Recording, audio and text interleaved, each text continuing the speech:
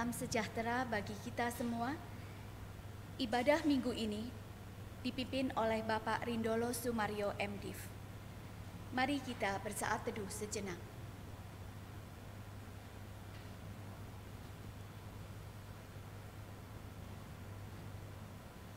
Jemaat dimohon untuk berdiri.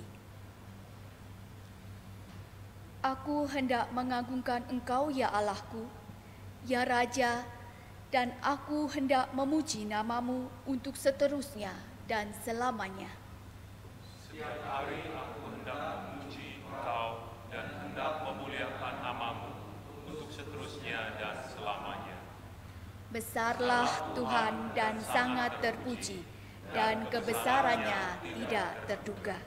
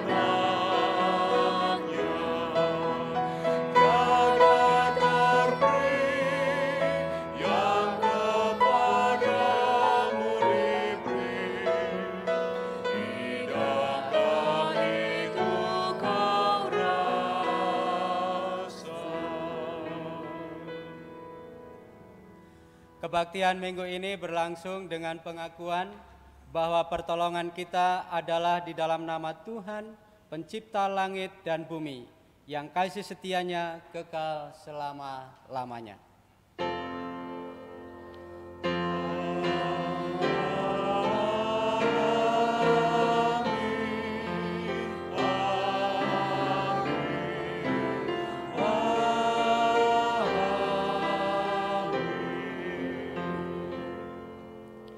Damai Kristus beserta saudara-saudara sekalian. Dan beserta saudara juga. Jemaat silakan duduk. Saudara-saudara yang dikasihi Tuhan Yesus, Allah memberikan kesempatan untuk menjalani hidup ini dengan durasi waktu yang sama, yaitu 24 jam per hari. Kita diberikan kebebasan oleh Allah untuk mengisi dan menghiasi kehidupan ini seperti apa, itu terserah kita. Allah menghendaki agar kita mengisi dan menghiasi hidup kita ini dengan nilai-nilai kerajaan Allah, bukan nilai-nilai yang lain yang bertentangan dengan Allah.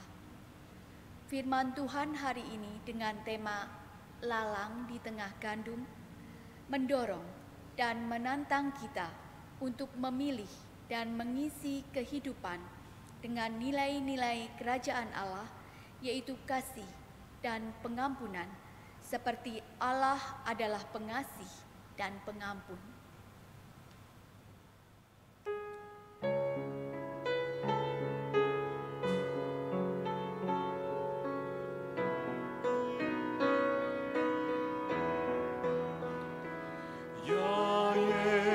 Kau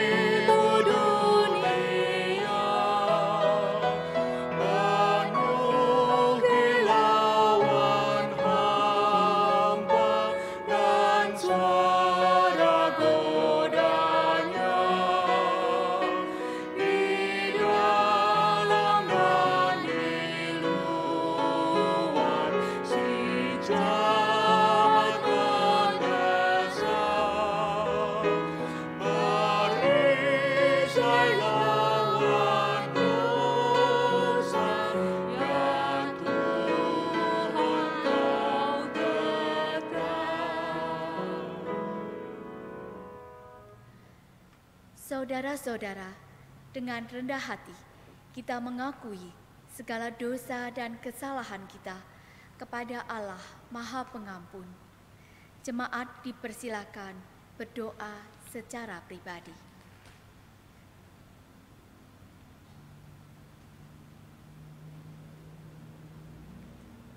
Ampunilah kami ya Tuhan, yang sering marah dan tidak sabar melihat orang yang berbuat salah dan berbuat dosa. Ampuni kami juga ya Tuhan, yang sering jatuh dalam penghakiman terhadap orang lain. Kiranya Roh Kudus memampukan kami untuk mewujudkan nilai-nilai kerajaan Allah. Amin.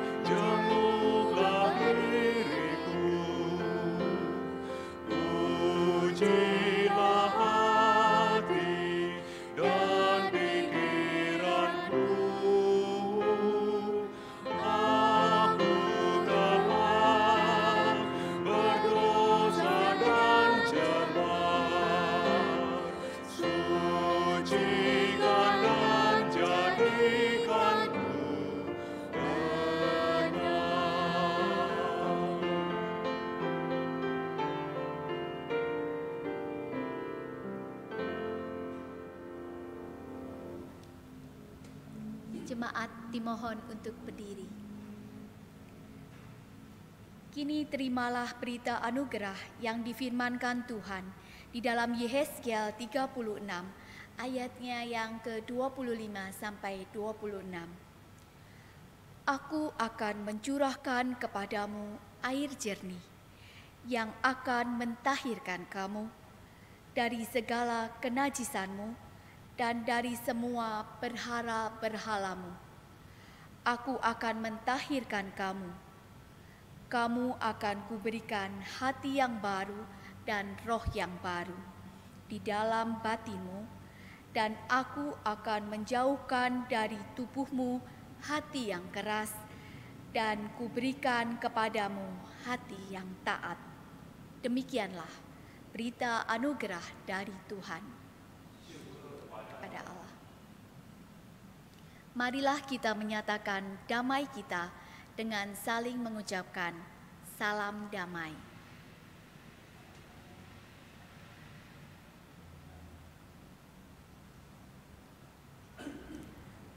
Mari dengan sukacita kita sambut anugerah yang Tuhan berikan dengan menyanyikan NKB 19, baitnya yang kedua, dalam lautan yang kelam.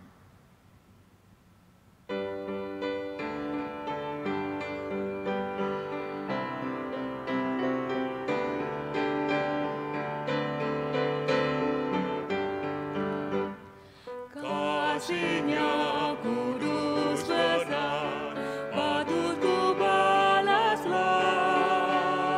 Karena itu ku gemar, agungkan namanya. Ku serahkan hidupku bulat kepadanya. Melayani Tuhanku selamanya. Kasih kudus, kasih kudus, yang telah mengangkatku. Kasih kudus, kasih kudus, kasih kudus, yang telah mengangkatku. Kasih kudus.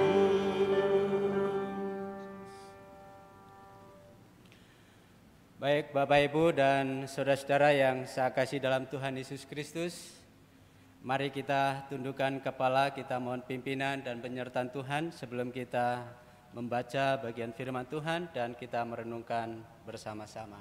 Mari kita berdoa. Bapa yang kami muliakan, yang kami agungkan di dalam Yesus Kristus, sungguh kami bersyukur kepadamu ya Tuhan.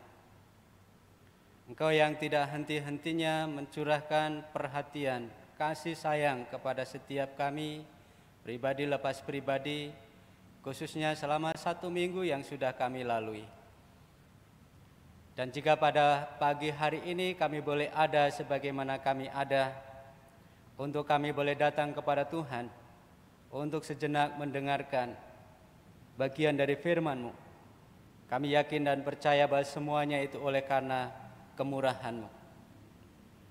Kiranya Allah Roh Kudus yang akan menerangi setiap hati dan pikiran kami, melayakan kami dan mempersiapkan hati kami, supaya kami boleh menjadi tanah-tanah yang subur, siap ditaburi benih kebenaran firman Tuhan, dan firman Tuhan itu bertumbuh, berkembang, berbuah di dalam kehidupan kami. Kami menyadari ya Tuhan bahwa kami sangat terbatas untuk mengerti, bahkan untuk menghidupi firman Tuhan ini tanpa pertolongan dari kuasa Roh Kudus. Oleh karena itu Tuhan, tolonglah kami, pimpinlah kami, dan kuasailah kami. Berfirmanlah kepada kami ya Tuhan, karena kami siap untuk mendengar, siap untuk mengimani dan menghidupi firman ini. Di dalam Yesus Kristus, firman yang hidup, kami berdoa. Amin. Bapak, Ibu, dan saudara-saudara, mari kita membuka Alkitab kita dari Injil Matius pasal 13 ayat 24 sampai ayat yang ke-30. Lalu kita lanjutkan ayat 36 sampai ayat yang ke-43. Demikian bunyi firman Tuhan dari Matius pasal 13 ayat 24 sampai 30. Perumpamaan tentang lalang di antara gandum. Yesus membentangkan suatu perumpamaan lain lagi kepada mereka, katanya, hal kerajaan surga itu seumpama orang yang menaburkan benih yang baik di ladangnya. Tetapi pada waktu semua orang tidur, datanglah musuhnya menaburkan benih lalang di antara gandum itu, lalu pergi. Ketika gandum itu tumbuh dan mulai berbulir, nampak jugalah lalang itu. Maka datanglah hamba-hamba Tuhan ladang itu kepadanya dan berkata, Tuan, bukankah benih baik yang Tuhan taburkan di ladang Tuan? Dari manakah lalang itu? Jawab Tuan itu, seorang musuh yang melakukannya. Lalu berkatalah hamba-hamba itu kepadanya, jadi maukah Tuan supaya kami pergi mencabut lalang itu? Tetapi ia berkata, jangan. Sebab mungkin gandum itu ikut tercabut pada waktu kamu mencabut lalang itu. Biarkanlah keduanya tumbuh bersama sampai waktu menuai. Pada waktu itu aku akan berkata kepada para penuai, kumpulkanlah dahulu lalang itu dan ikatlah berkas-berkasnya untuk dibakar. Kemudian kumpulkanlah gandum itu ke dalam lumbungku. Ayat 36 sampai 43. Maka Yesus pun meninggalkan orang banyak itu, lalu pulang. Murid-muridnya datang dan berkata kepadanya, jelaskanlah kepada kami perumpamaan tentang lalang di ladang itu. Ia menjawab katanya, orang yang menaburkan benih baik ialah anak manusia. Ladang ialah dunia. Benih yang baik itu anak-anak kerajaan, dan lalang anak-anak si jahat. Musuh yang menaburkan benih lalang ialah iblis. Waktu menuai ialah akhir zaman, dan para penuai itu malaikat. Maka seperti lalang itu dikumpulkan dan dibakar dalam api, demikian juga pada akhir zaman. Anak manusia akan menyuruh malaikat-malaikatnya, dan mereka akan mengumpulkan segala sesuatu yang menyesatkan dan semua orang yang melakukan kejahatan dari dalam kerajaannya. Semuanya akan dicampakkan ke dalam dapur api. Di sanalah akan terdapat ratapan dan kertak gigi. Pada waktu itulah orang-orang benar akan bercahaya seperti matahari dalam kerajaan Bapa mereka. Siapa bertelinga, hendaklah ia mendengar. Demikianlah Injil Yesus Kristus. Berbahagialah mereka yang mendengarkannya dan yang memeliharanya. Haleluya.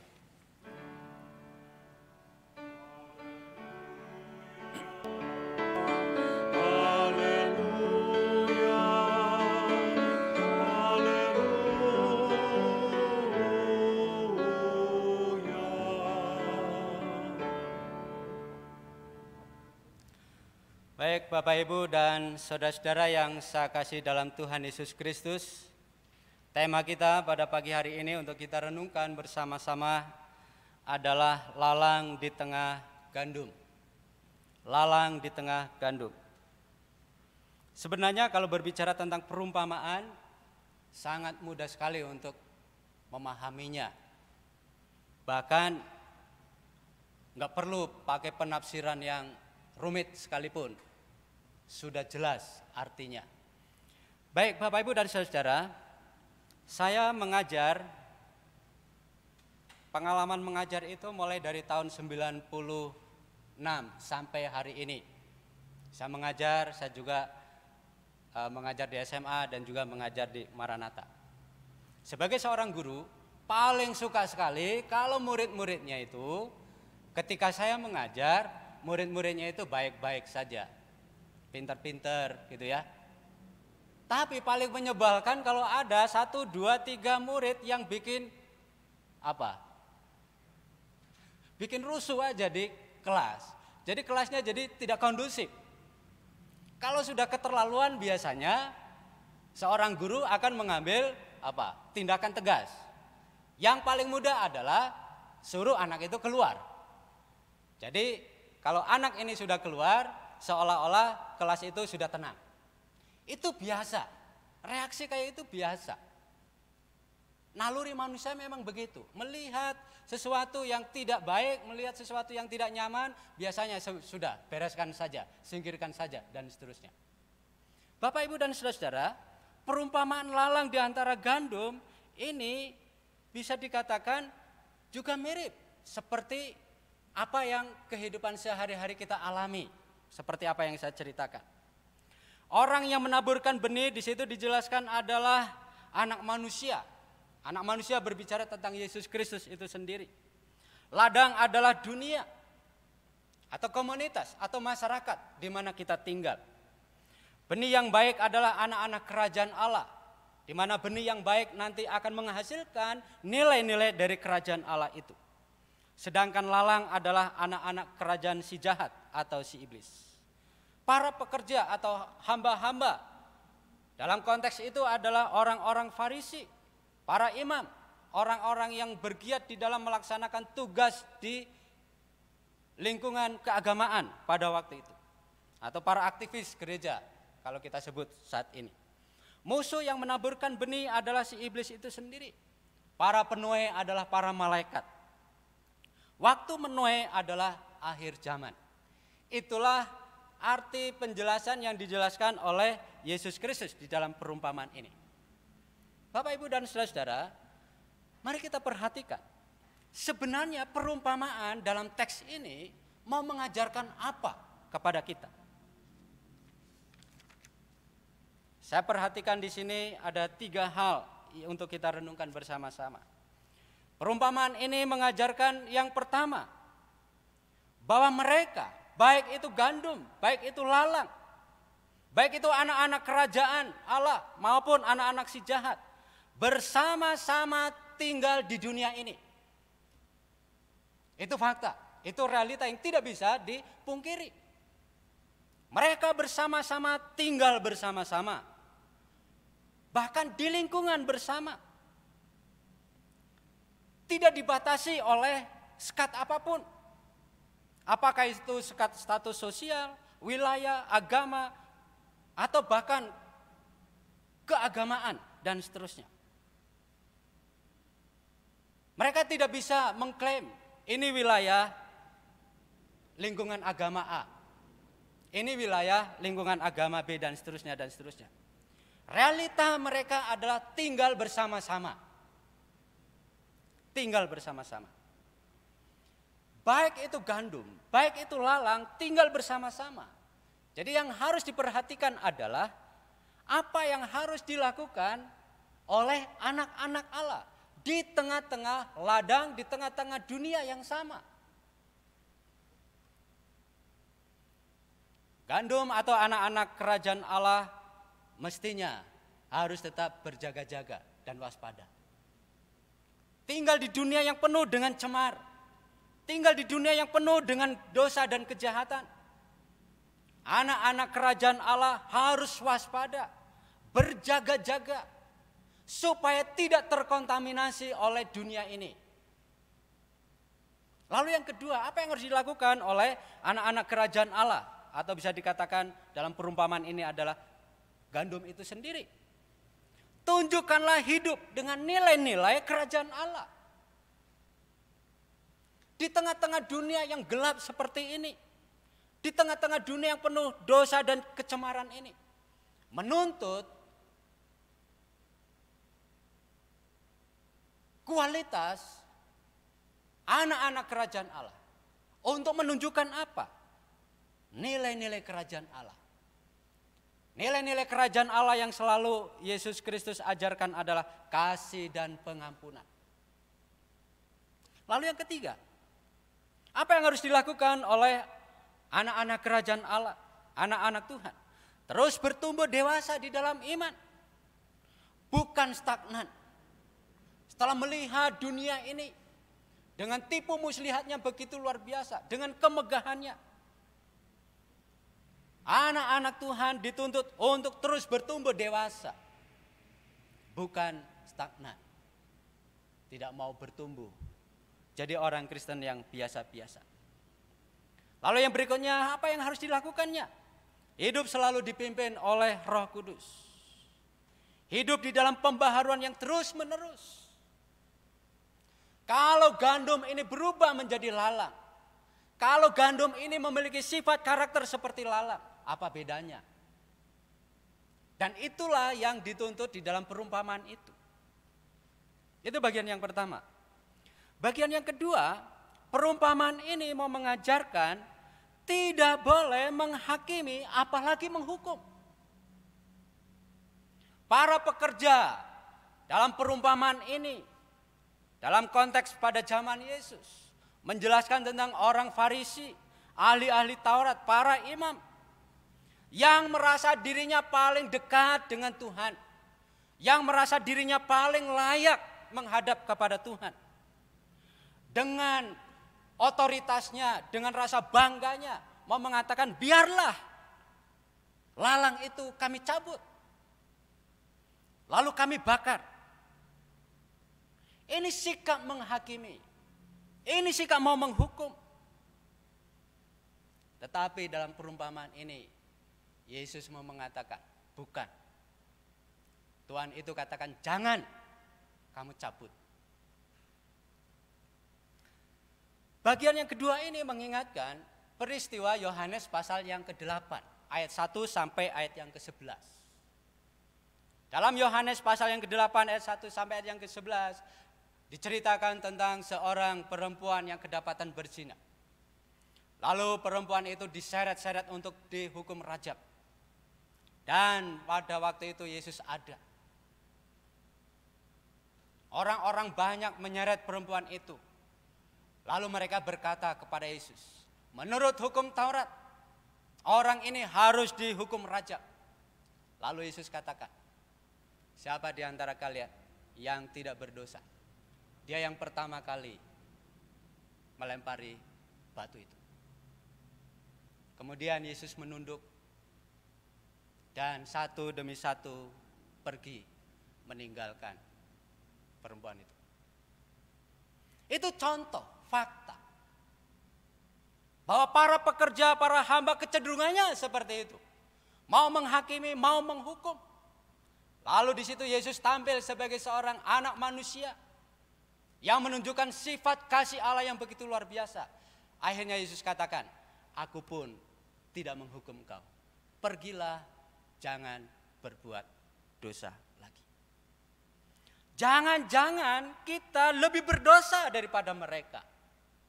Atau jangan-jangan kita lebih brengsek daripada mereka. Itulah kira-kira teks yang mengajarkan itu.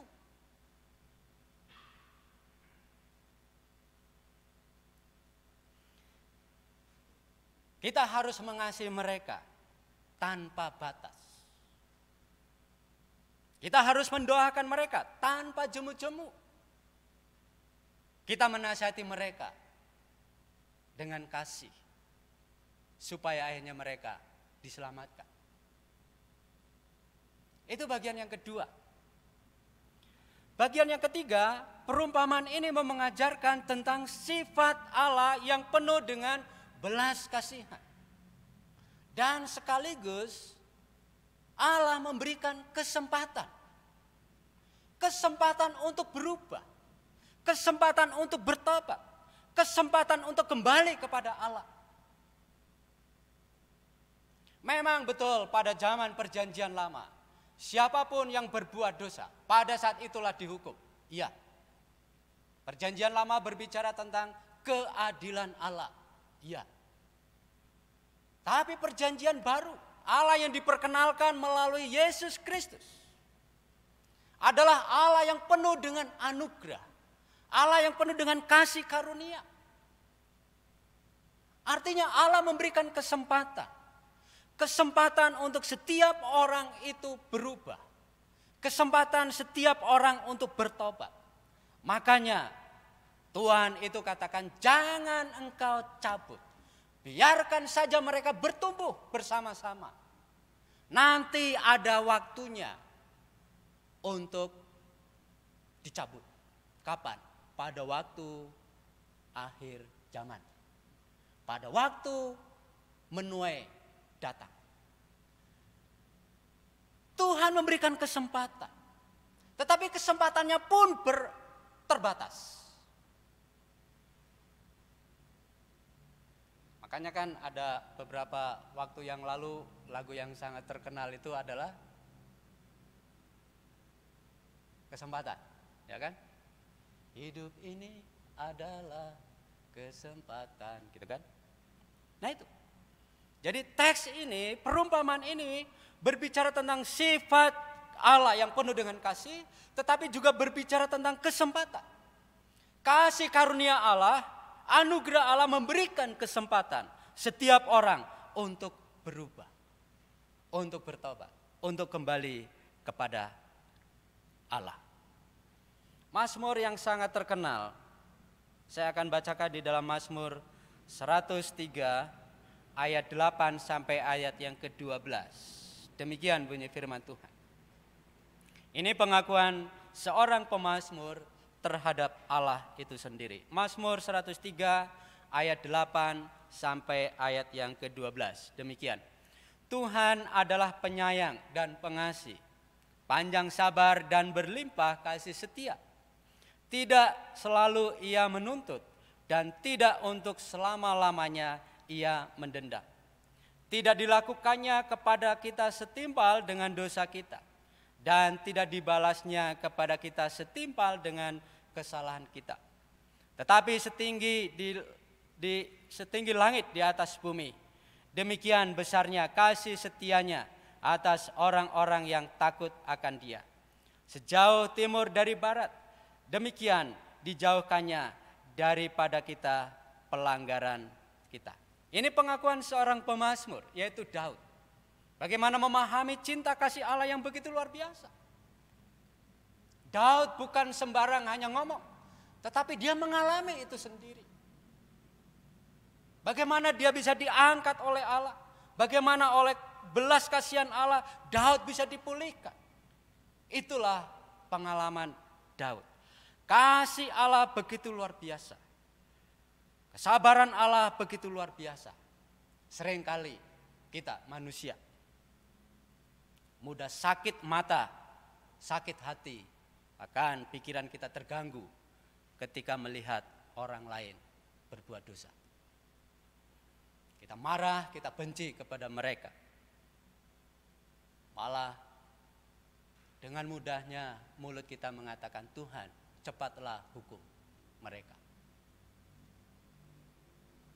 Bapak, Ibu, dan saudara-saudara yang saya kasih dalam Tuhan, itu bagian yang ketiga.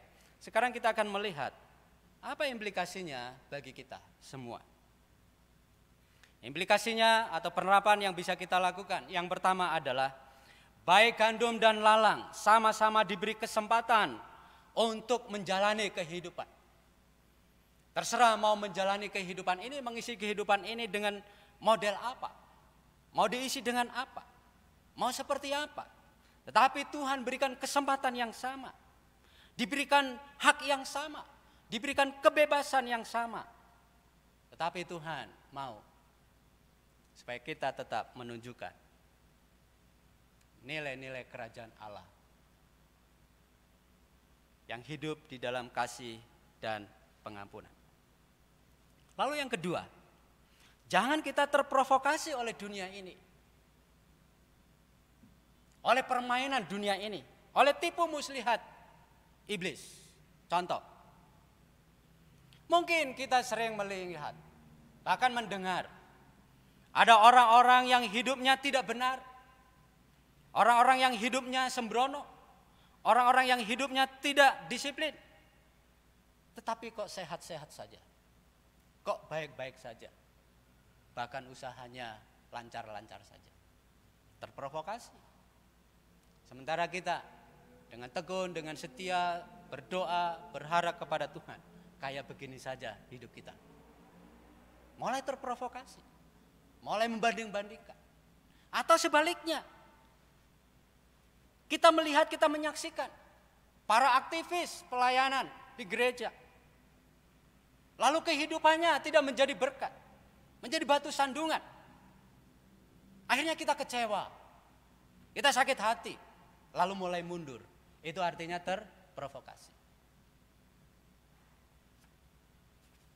Jadi bagian yang kedua, jangan terprovokasi oleh tipu muslihat, oleh permainan si iblis. Yang ketiga, hati dan pikiran kehendak Allah sulit untuk dipahami. Contoh, Rasul Paulus di dalam Kisah Rasul pasal 9. Itu rasul yang begitu luar biasa jahatnya di hadapan Tuhan.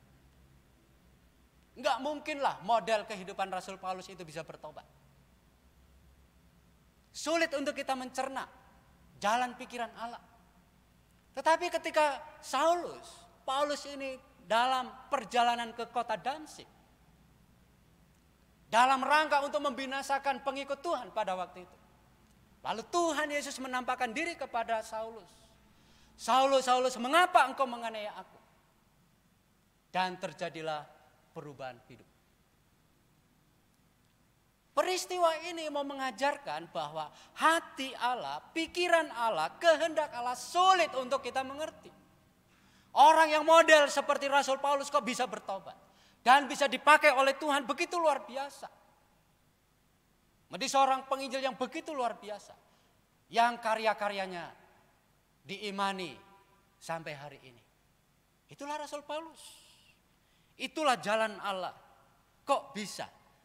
Itulah yang terjadi. Sebagai penutup, Bapak, Ibu, dan saudara, mari kita mengasihi mereka seperti Allah mengasihi kita.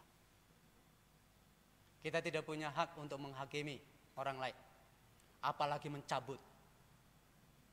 Kita tidak punya hak. Yang punya hak itu adalah Allah itu sendiri.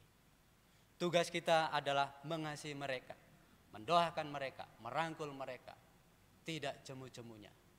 Seperti Allah mengasihi kita. Dengan demikian, maka Allah akan dimuliakan di dunia ini. Kiranya Tuhan memberkati kita semua. Amin. Mari kita saat teduh.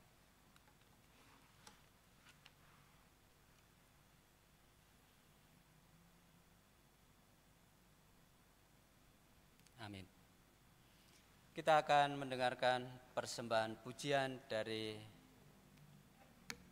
Paduan Suara Mawar Saro.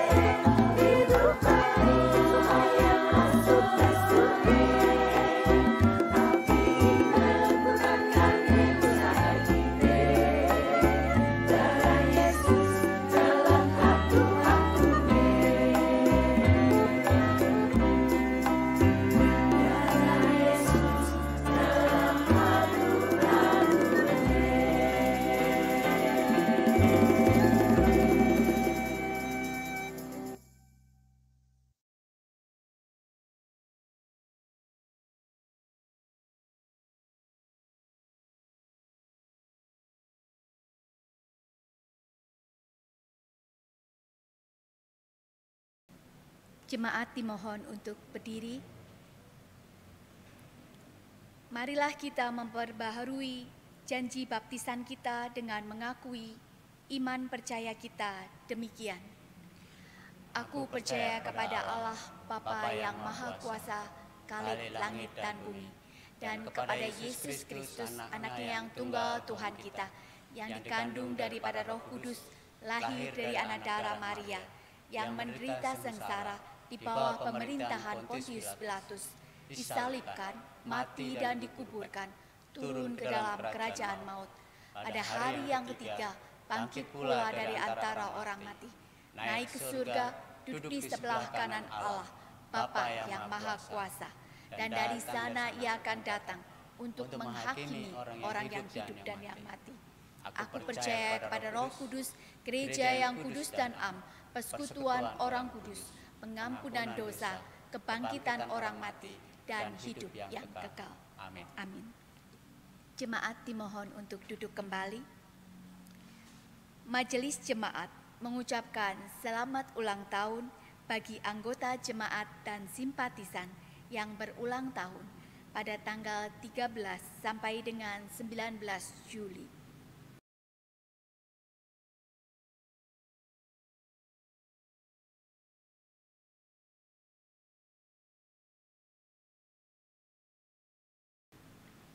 Tuhan Yesus memberkati. Bapak, Ibu, dan saudara-saudara, mari kita masuk di dalam doa syafaat kita berdoa. Bapa dalam surga, sungguh kami bersyukur Tuhan berkenan untuk kami boleh mendengarkan bagian dari firman-Mu pada saat ini. Dan firman-Mu boleh mengingatkan kami kembali betapa cinta kasih Tuhan luar biasa bagi kami dan bagi saudara-saudara kami. Biarlah Roh Kudus yang akan terus menolong memampukan kami sebagai anak-anak Tuhan, sebagai anak-anak kerajaan Allah untuk mewujud nyatakan nilai-nilai kerajaan Allah di tengah-tengah dunia ini.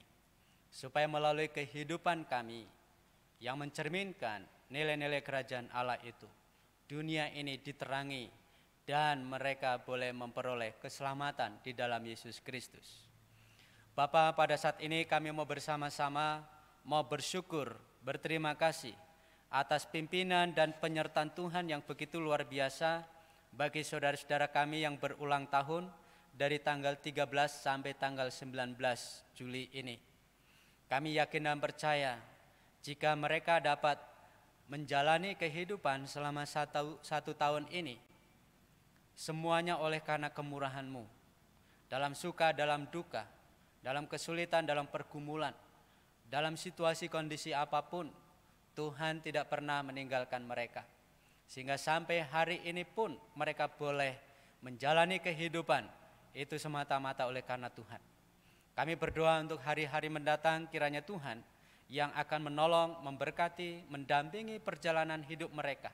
Apa yang mereka akan kerjakan, apa yang menjadi kerinduan mereka ke depan, biarlah Tuhan bersama-sama dengan mereka sesuai dengan janji-Mu, dan Tuhan mewujud nyatakan sesuai dengan iman dan pengharapan mereka.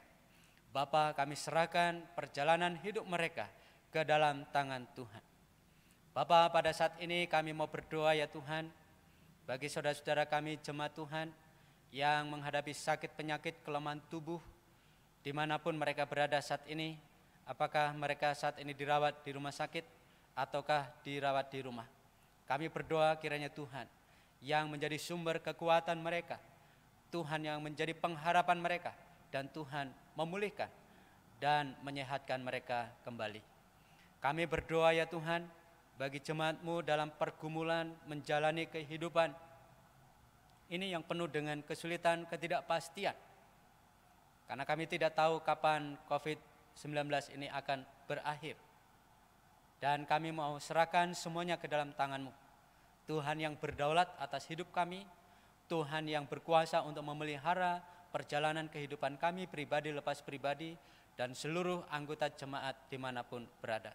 Biarlah karyanya Tuhan berkati, biarlah seluruh kegiatannya Tuhan berkati. Kami mau berdoa ya Tuhan untuk pemerintah dan bangsa kami Indonesia yang terus berjuang untuk bekerja keras memulihkan kondisi ekonomi dan juga berjuang keras untuk menekan bahkan memberantas penyebaran pandemi COVID-19 ini. Biarlah Tuhan melalui hikmat yang dari atas memberikan hikmat kepada para pemimpin bangsa kami untuk mengadakan langkah-langkah yang tepat sehingga bangsa ini dapat keluar baik itu dari krisis ekonomi maupun dari krisis kesehatan. Kami mohon berkat Tuhan bagi para pemimpin bangsa kami. Kami menyerahkan untuk gereja-gereja Tuhan yang sampai hari ini masih belum diberikan kesempatan untuk beribadah secara normal, tetapi melalui ibadah online dengan segala kegiatan yang ada dan kegiatan dengan segala keterbatasannya. Kami percaya bahwa Tuhan yang akan memberkatinya, Tuhan yang akan menyempurnakannya semua bentuk pelayanan yang ada.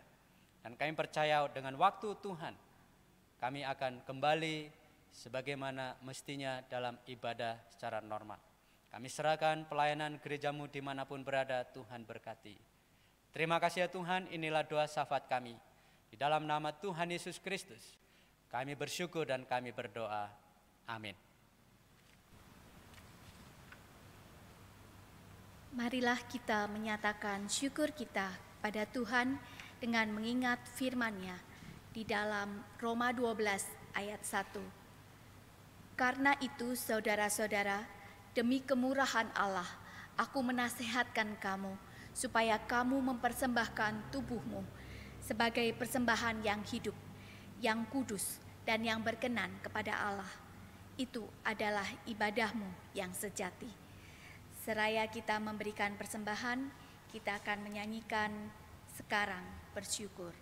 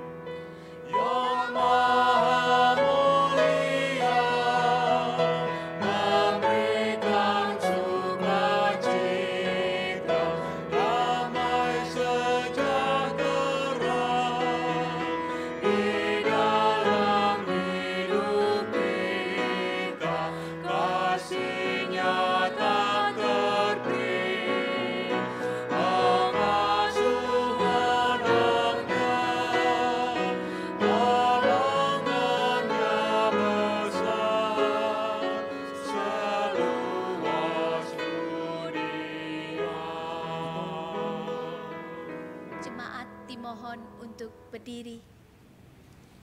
Mari kita menaikkan doa persembahan kita. Bapa di surga, inilah persembahan kami yang asalnya daripadamu.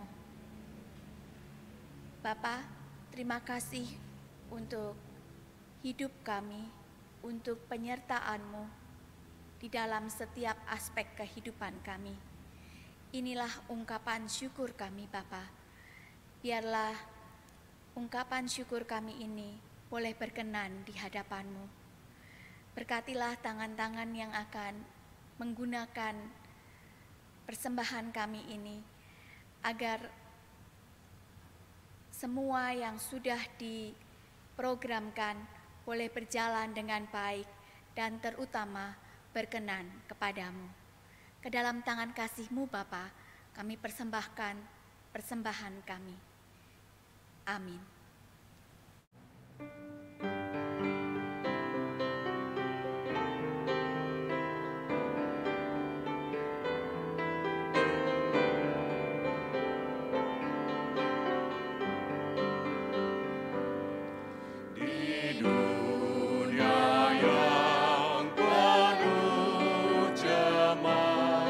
Antara sesamamu